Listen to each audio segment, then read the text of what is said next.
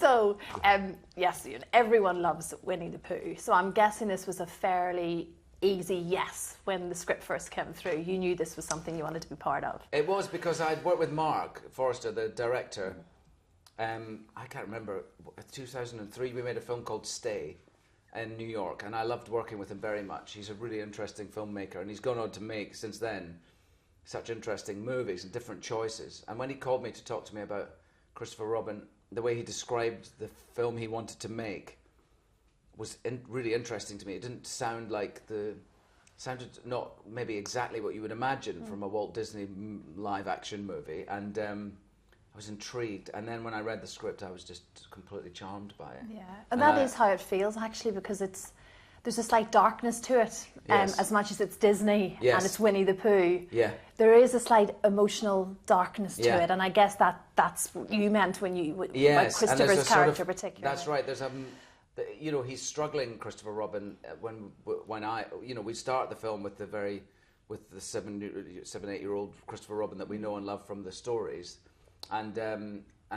when I take over, if you like, he's struggling, Christopher Robin. He's been through. You see his life from when he's a child in 100 Acre Wood to when we see him go through school and boarding school and university and meeting his wife and falling in love, and she becomes pregnant and he has to go off to fight in the war. And then the story really starts when he comes back from the war, and he's working as an efficiency manager in a luggage company, and he's trying to stop hundreds and thousands of men and women losing their jobs. So he's got that strain on his shoulders, and he's also not fitting in at home since fighting in the war, which I think a lot of men experienced when they came back. So he's out of sorts, and he's not very happy, and that's when Pooh appears back to him to help him out. Well, exactly. Well, basically, he grew up. Like we all do. Like we have, yes, life happens. Exactly, and you sort of, I thought that when I was watching the movie, I thought, this happens to all of us. Yeah. Why don't we all just sort of cling on to that beautiful innocence of youth, like the young Christopher Robin says in the movie to Pooh, I'll remember you even if it's 100 years. Yeah. And you sort of think, that's basic philosophy for all of us, isn't it? To sort of hold on to a little part of that. And I guess that's why people love Pooh, because of that philosophill side. I know, almost. He speaks a lot of truth. He's like a child in the uninhibited honesty, and he says things the way he feels them and thinks them, and there's something very pure about it. But he's quite a great thinker. He's in a way. great thinker. Yeah. I don't know if it's because I'm 7 months pregnant and slightly emotional, but I found parts of it quite tearful. Yes. I really did. And I love Pooh, but there's just so many little moments I thought, it kind of pulls at the heartstrings without giving too much of it away. Yes, that's right. No, it does. I think it's good, I think that's nice. Yeah. Did you read a lot of the stories when you were a little boy yourself? I don't remember reading them. I read them. I asked my mum and dad were at the premiere with me yesterday, and I asked them had they read them to me, and she said, yeah, we read them too when I was little. I don't have a memory of that, although I'm very familiar with those stories because I've read them to all my kids. Yeah. And I'm so familiar with the stories already, so I must have known them as a child. And then, of course, I saw Disney's cartoons. And yes, of course. I'm familiar with Jim Cummings' voice, and, it's like when I saw our Winnie-the-Pooh finished, because, of course, on set, we had a brilliant actor, David, who was playing the scenes with me, and would move the teddy bear Pooh around a little bit for my sort of eye line, if you like.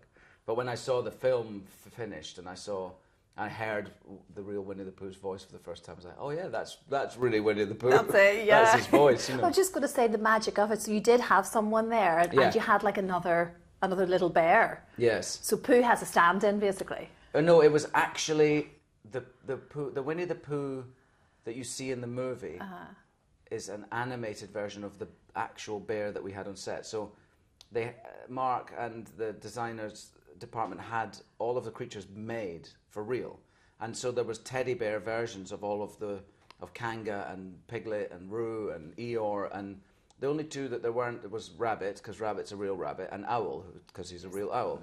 But all of the other creatures you could physically touch them and hold them, but they weren't puppets. They didn't speak or move or anything. But then what they did is they scanned those into a computer, and then that is what you see in the film animated. So what we had on set is the Pooh Bear that you see in the movie, but he just is a teddy bear version of him. He doesn't move. Please tell me you can keep that. I had one, yeah. Oh, I don't have the original one because he is the original one, but I did ask them to make me a spare. Oh my gosh, I'm asking. I got one exactly like the real one, at home. How amazing! And he's just in different places in the house. Like sometimes he's in a chair in the bedroom, but often feels a bit tucked away there, so he's in the living room, sometimes in the kitchen. I really like him. You're just waiting for him to speak, aren't you? I like him to be around, it's nice. It's a calming influence, it is. And he's got that little face where he looks like he's sort of watching you as you walk around, you know. The Mona Lisa follows you everywhere. Yeah. Was it a strange sort of working environment almost to have this sort of little teddy in front of you, or did it all sort of start to feel quite real? No, it all becomes very normal very quickly. Yeah. And so much of the film is just me and him on our own, you know. So there was an awful lot of time, and the actors that Mark cast because he cast actors from. They were young, enthusiastic, you know, some of them have been working for a while, but a few of them were just out of drama school. And they each, so there was an actor for Eeyore and an actor for Winnie-the-Pooh, and they were brilliant actors and enthusiastic. And so we got to really play the scenes for real. And I would be able to look at the bear, but hear David's voice, and he would act with me. And if I wanted to improvise away from the script, he would go with me, you know, and they were good enough actors to do that. And they helped really a lot in terms of making it feel real, and that's the challenge of this, of course, is to make that relationship real and make the audience feel something. When in actual fact, of course, there's nothing there. Speaking back to you, so that was our job at hand, I suppose. Are there any of the sayings, Pooh sayings, that will stick with you that you would like to adopt it within your own life after? I think a lot of what I mean, it's funny because I've sort of adopted one of them from the moment we wrapped this film. I haven't worked since we finished this film last November. I just took this time off. I needed to, and I wanted to, and I look back now. I'm about to start something in September, but I look back now and I'm thinking, what have I done?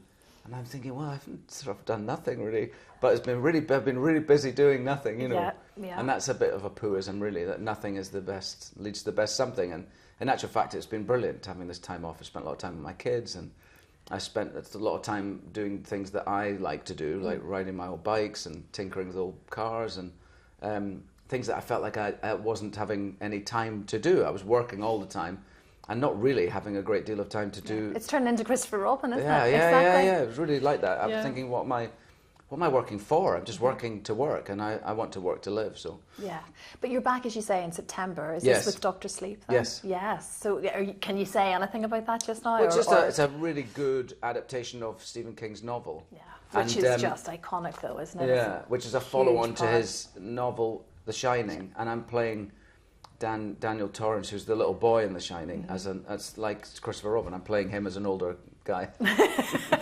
As a grown-up. As a grown-up, yeah. But it's a really good story, and it's a good... it'll be really interesting to see, because there's Stephen King's novel, The Shining, and then his follow-up novel, Dr. Sleep. And then, of course, there's the incredible classic movie, the Kubrick movie, The Shining.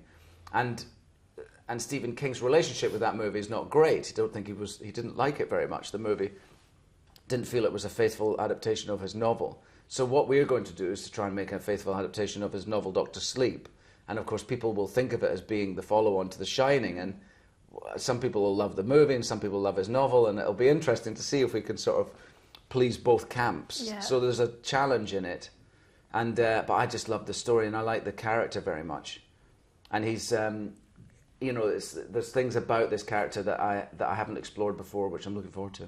And it's sort of, it says everything really about the huge body of work that you've done over the years, because here we are talking about Winnie-the-Pooh, and then suddenly it's Dr. Sleep, and you slot into these incredible sort of very different roles really easily. As you say, it's because you love what you're reading. I like it, clearly. Yes. I've just been very simple about my choices. I've never complicated the process of choosing work. It just has to really grab you. Yeah. And that's really all it is. I think I've never had a sort of... I've been lucky in that I haven't had to... I'm not aiming it for anything. I'm not trying to reach something. I'm not trying to be this kind of actor or that kind of actor or the top of any list or anything. I'm just so happy to work and do the work that I've done. I really love it. So in that case, I can keep my choices sort of free, and I can choose to do what I like and go and work on stage if I want to, or do a TV series or something like that. It's nice. It's a perfect balance. Yeah, it's good. It? Well, let's just introduce more of Winnie-the-Pooh into all of our lives. I think we'll all be happier people, won't we? I think we would be. We would be, yeah. I'd take a year more off honey as well. And more honey, time doing nothing. off doing nothing, absolutely.